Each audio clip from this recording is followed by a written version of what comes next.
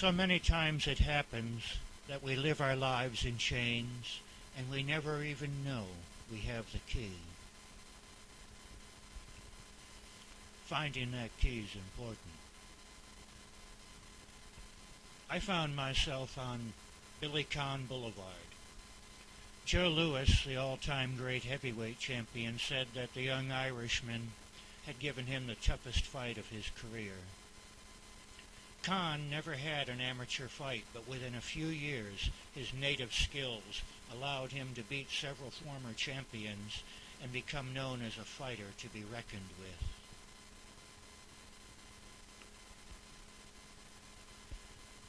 The inhabitants of Pittsburgh are very religious.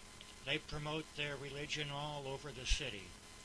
Some give practical advice, such as how driving faster than your angel can fly may not be using common sense. There are other signs, more profound, placed around the city for the inhabitants to read and meditate on as they go about their day.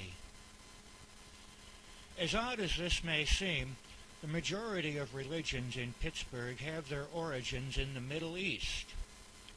Despite being a foreign import, they have taken root like a kudzu vine. Like the kudzu, this import began immediately to usurp native religions in the area. Religious icons dot the skyline of Pittsburgh.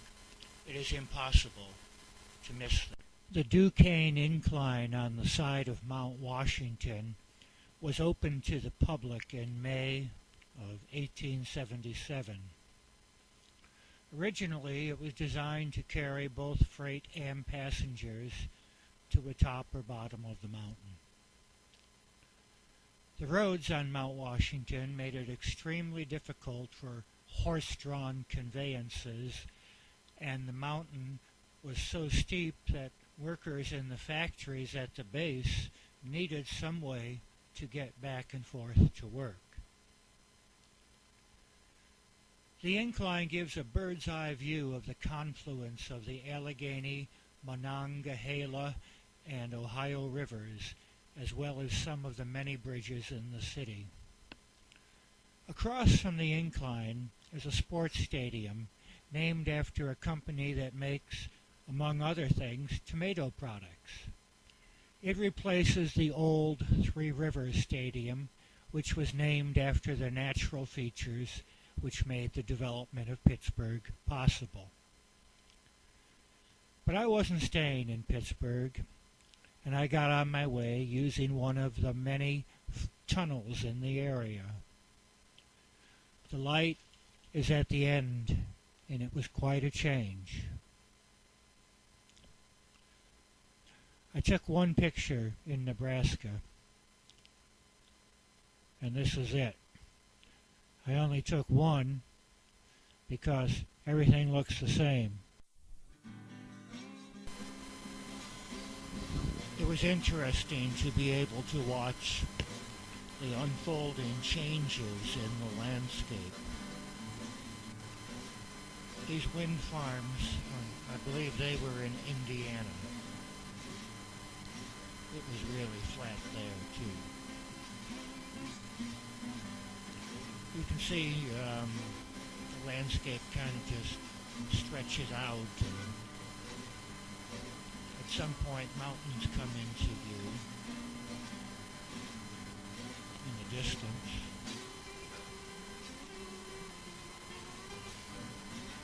The distances involved in some of these pictures are immense. I mean, perhaps 100 miles to the horizon. Just empty space. Of course, it's not just empty space. Mountain ranges snow-capped in the distance. I came upon these scenes as I descended into Echo, Utah. It's a horrible little place. Reminds you of the poverty in the rural South or in Appalachia. Rugged country, beautiful countryside. The stone is red and is even red and orange in the sun, different sunlight that hits it.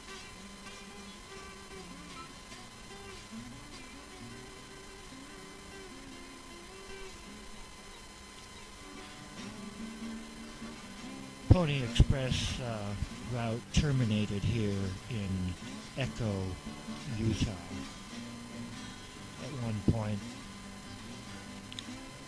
Can't imagine why anyone would ever want to come here, but I believe it was due to the railroad and the coal in the area.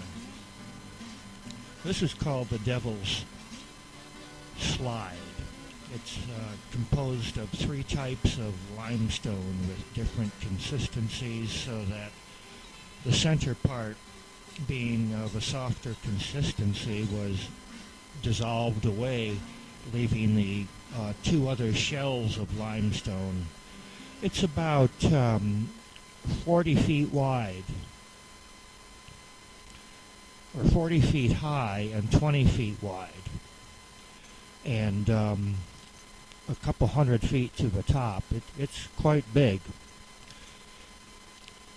This is some of the video that I took leaving Colville, Utah. I left Colville, Utah in the morning just after sunrise, and this is Interstate 84, I believe.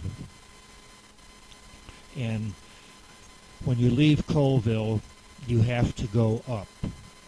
You don't go down anywhere from Colville. And so we're going up and up and up, and finally, when we get well into Idaho, there's a sensation that you're on top of the world.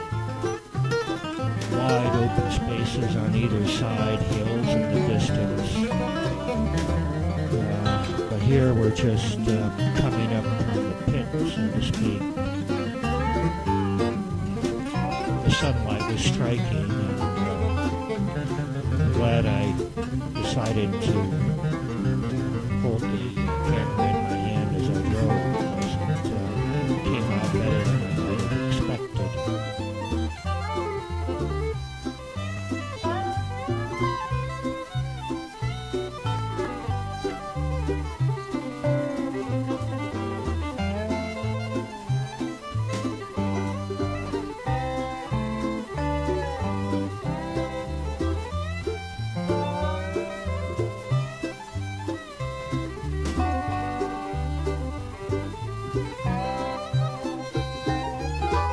See how we're going up and up constantly.